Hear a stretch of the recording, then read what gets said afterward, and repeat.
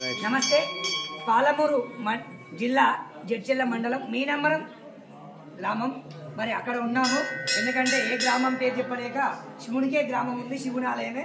మరి ఈరోజు మరి ఈ ఆలయంకి రావడం నా జన్మ అదృష్టంగా భావిస్తున్నాం.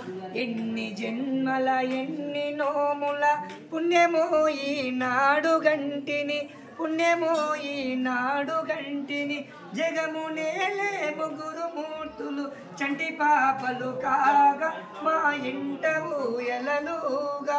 మరి ఈరోజు ఆ భాగ్యము అప్పుడు సతీ అనసూయ కల్పించుకుంది. మరి అలాంటి భాగ్యము మరి ఈ ఆలయ చైర్మన్ గారు, మరి వారి ఇన్ఛార్జ్ బాధ్యత నిర్వహిస్తున్నటువంటి మరి పర్వతాల ముదిరాజు గారు, మరి గోపాల్ ముదిరాజు గారు, మరి ఆలయ బాధలు చెప్పడం అంటే ఆషమాషి వ్యవహారం కాదు, చాలా కష్టంతో కూడుకున్న పని. మరి వాళ్ళు ఆవేదన వ్యక్తం చేస్తున్నారు. ఎందుకంటే ఈ రోజుల్లో అందరూ గొప్పలు చెప్పేవాళ్ళే కానీ వంద గోవిందరానే కొడతాం, ఏముంది ఈజీ. మరి దానికి ఆర్థిక పరంగా ఎన్ని కష్టాలు ఉంటాయి, ఆ కష్టాలను తీర్చేవారెవరని ఆవేదన పడుతున్నారు. ఇది వాస్తవము. మరి అన్య మతాలను చూసుకున్నట్టయితే గవర్నమెంటే కానీ రాజకీయ నాయకులు కానీ పిల్లలకున్నా కానీ వారి శ్మశాన వాటికలకు, వాళ్ళకు మసీదులకు, చర్చిలకు విచ్చలుగా డబ్బు వెలజల్లుతున్నారు. సనాతన ధర్మం అంటే ప్రతి ఒక్కరికి చులకనయ్యింది. మరి వీళ్ళు మాత్రం ఇలాంటి వాళ్ళే రాజకీయాలకు అతీతంగా మరి ఆలయాలను అభివృద్ధి పరుస్తున్నారు. మరి వారి ఆలయాన్ని ఒకసారి అర్థం చేసుకుందాం.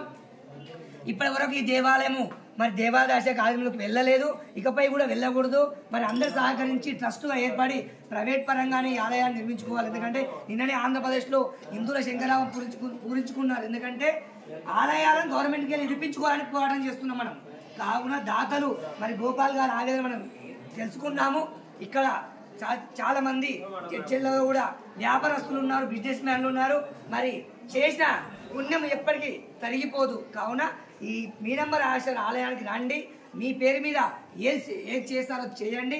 మరి ఇంకా 2 నిమిషాలు కూడా వారి బాధను మనం పంచుకునే ప్రయత్నం చేద్దాం. నమస్కారం గోపాల్ గారు. జై శ్రీరామ్. ఓం నమ శివాయ. మరి ప్రతి ఏటా ఇక్కడ బ్రహ్మోత్సవాలు జరుగుతుంటాయా? ఏమేమి కార్యక్రమాలు జరుగుతుంటాయి ఇక్కడ? మహాశివరాత్రి రోజు ఉపవాసాలు ఉన్నప్పుడు ఆ రోజు రాత్రి కళ్యాణం వచ్చింది, స్వామివారి కళ్యాణం ఉంటుంది. కొంచెం గట్టిగా మాట్లాడు. రథోత్సవ కార్యక్రమము గతంలో ఉసుక ఉన్నప్పుడు వాగొడ్డుకొని ఇక్కడ వచ్చేది, రావడానికి పోవడానికి ఇబ్బంది అయ్యి మొత్తం ఉసుక తీయడం వల్ల మనుషులు ఎవరు రాకుండా ఇబ్బంది అయినందుకు ఇక్కడ సీసీ రోడ్ అయితే కనుక ఆ చర్చి కూడా పోయి రిటర్న్ రావడం చేస్తాం. తర్వాత 3వ రోజు శకటోత్సవం బండ్లు ఉంటుంది, స్వామివారి చుట్టూ ప్రదర్శన ఉంటుంది. ఆలయం చూస్తే చాలా బ్రహ్మాండంగా విశాలంగా ఉంది.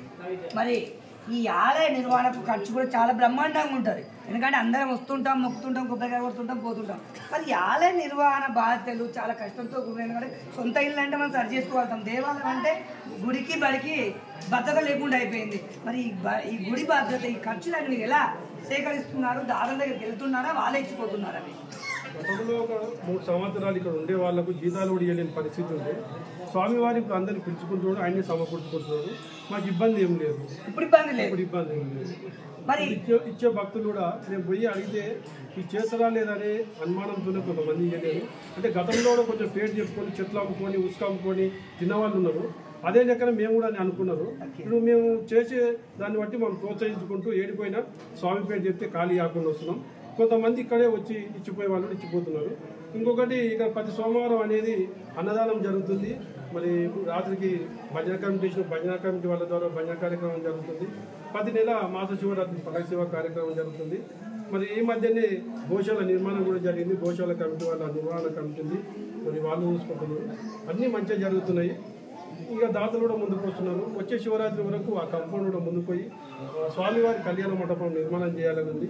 అన్ని వసతులు బాగున్నాయి కానీ బాత్రూమ్లు లేవు అనే ఆవేదనతో కొంతమంది సమస్య ఉంటుంది భక్తులు. ఇక అదొక సమస్య తీరాలనే ఆలోచనతో కూడా ఒక 20 బాత్రూమ్లు కూడా ఏర్పాటు చేస్తాం. శివరాత్రి కావాలని అనుకుంటాం. మా ప్రయత్నం ముఖ్యంగా అండి మీ ఆలయాన్ని సేవ చేసుకుంటారా? మీ జన్మనిచ్చే తల్లిదండ్రుల పేరు ముగించుకుందాం. ఇక అమ్మ పేరు నారాయణ, అమ్మ పేరు లక్ష్మమ్మ, ఇద్దరు ఉన్నారు.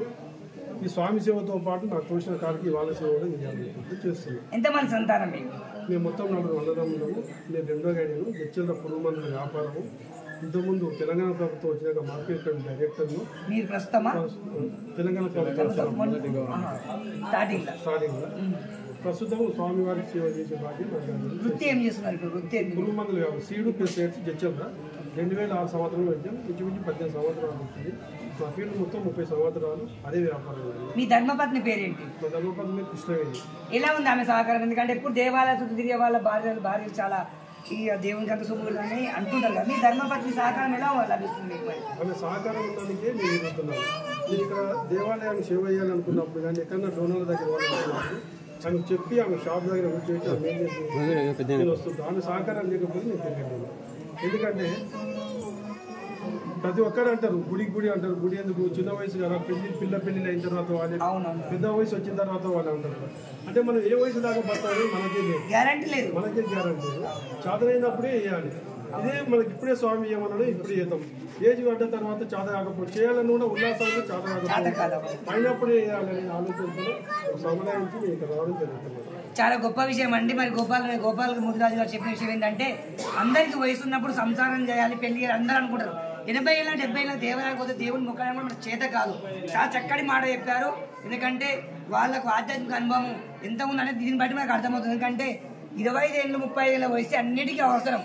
అప్పుడు భక్తి కూడా అవసరమే. కానీ చాలా మంది 70 80 దాటిన తర్వాత వస్తే అసలైన జీవితం అంతా పారేసి చివరి పిప్పి తీసుకొచ్చి దేవునికి అర్పిస్తుంటారు. ఈ సరైన పద్ధతి కాదు. మరి చాలా చక్కటి సమాచారము వారు నేను ఆశించిన దానికంటే ఎక్కువనే సమాచారం చెప్పడం జరిగింది. చాలా మంది కొన్ని విషయాలు చెప్పడానికి జంకుతుంటారు. కానీ వాళ్ళు ఎలాంటి మొహమాటం లేకుండా కుండ బద్దలు కొట్టినట్టుగా రాజకీయం అయితే ఏదైతేనేమి ఆలయానికి అభివృద్ధి చేసిన వాళ్ళే మరి పెద్ద గొప్ప మనుషులని వారు చెప్పడం జరిగింది. ధన్యవాదాలు సార్, చాలా చక్కటి సమాచారం ఇచ్చారు. మరి ఎన్నో రోజు మీ ఆలయానికి రావాలని తపాత్రయం ఉన్నా మరి ఈరోజు ఆ కోరిక మాకు మీ ఆలయం నుంచి ఒక భక్తుడు నాకు మరి విజ్ఞప్తి చేయడం జరిగింది. ఆ కోరిక నెరవేరినందుకు సంతోషం. జై శ్రీరామ్. ఓం నమః శివాయ.